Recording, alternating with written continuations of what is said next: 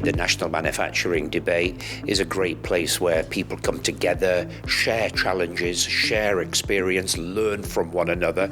Today's debate was about supply chains and how supply chains have, over the years, got far more complicated. They're not just straight lines. Delegates will listen to experts across the field within industry, from outside of industry, supplying perhaps the financial services or the human resources, and also the education side.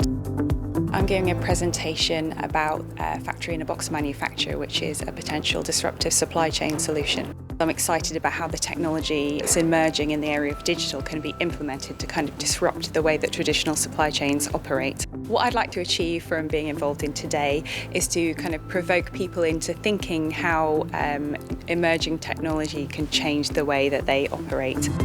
A large company like ourselves within BA Systems, we work on all sorts of advanced technology, robotics, automation, 3D printing, but the challenge really is across the supply chain and across the whole enterprise of how you introduce those technologies to meet the challenges that all industry has and improving the whole enterprise.